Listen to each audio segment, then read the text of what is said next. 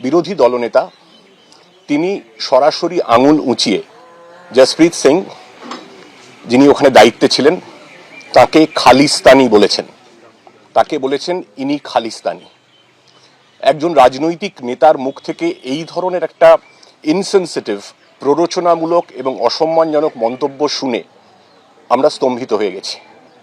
আমরা এটার প্রতিবাদ এবং নিন্দা তো করছি, এবং একই সঙ্গে জানাচ্ছি যে এইভাবে কোনো মানুষের, সরকারি কর্মী অন্য কোনো মানুষের ধর্মীয় পরিচয় নিয়ে, ধর্মীয় ভাবাবেগ নিয়ে, ধর্মীয় বিশ্বাস নিয়ে কখনো কাউকে এই ধরনের মন্তব্য করা যায় না। এটা শুধু নিন্দনীয়ই নয়, এটা আইনত অপরাধ এবং দণ্ডনীয়।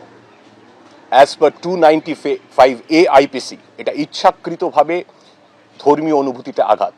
This was a deliberate and malicious act intended to outrage the religious feelings of a class by insulting the religious beliefs and rituals.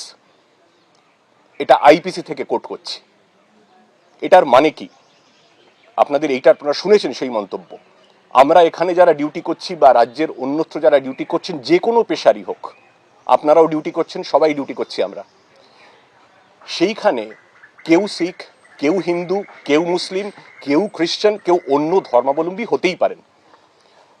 তার জন্য তাকে এইভাবে তার ধর্ম পরিচয় নিয়ে একটা উস্কানিমূলক, প্ররোচনামূলক, অপমানজনক মন্তব্য করা, সেটা তো সম্প্রদায়গত এবং ধর্ম কেন্দ্রিক, ধর্মগত, ধর্মীয় একটা বিভেদ ছড়ানোর চেষ্টা।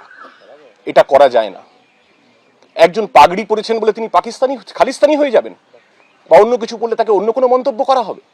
এটা কি? আমরা এটা জানাতে চাই, আমরা এই মন্তব্যের বিরুদ্ধে আমরা সমস্ত ধরনের প্রয়োজনীয় আইনি পদক্ষেপ নেব। This is just unacceptable. এটা বলা যায় না। আমি বললাম আমরা প্রয়োজনীয় আইনি পদক্ষেপ নেব, আমরা যেটা করার সেটা আমরা করব। এইটা আমার বক্তব্য ছিল, সেটা আপনাদের জানালাম। আপনার যদি কোনো প্রশ্ন থাকে করতে পারেন। কোন আইনজ্ঞ কি বলেছেন আমি জানি না, কিন্তু আমি আপনাকে যেটা বলতে চাই যে আইনের সমস্ত প্রথাগত ধারা, কোন আইনের নোটিশ দিতে হয় না দিতে হয়, সমস্ত বিবেচনা করে অভিযোগ আমরা পাওয়ার পর প্রাথমিক একটা এনকোয়ারি করে যথেষ্ট তথ্য প্রমাণ সহ যখন আমরা নিশ্চিত হই যে ইনি সেই অভিযুক্ত, তখনই আমরা গ্রেফতারের পথে যাই। তার আগে আমরা যাইনি। আমরা গ্রেফতার হয়েছেন উনি। আজকে যিনি অভিযোগকারিনী, ম্যাজিস্ট্রেটের কাছে, তা 164 CRPC মানে ম্যাজিস্ট্রেটের কাছে তিনি আদালতে বিচারকের কাছে গোপন জবানবন্দি দিয়েছেন। সেই গোপন জবানবন্দি নথিভুক্ত হয়েছে, রেকর্ডেড হয়েছে, তার কপিও আমাদের কাছে এসে গেছে। এবং পুরো যে প্রসিডিং শুনে আজকে যখন তাকে উপস্থিত করা হয় আদালতে, শুনে যে মাননীয় আদালত 3 দিনের পুলিশি হেফাজতের নির্দেশ দিয়েছেন সংশ্লিষ্ট অভিযুক্ত সাংবাদিককে। এইটা আপনাদের জানাতে চাই। 3 days PC have been granted police custody.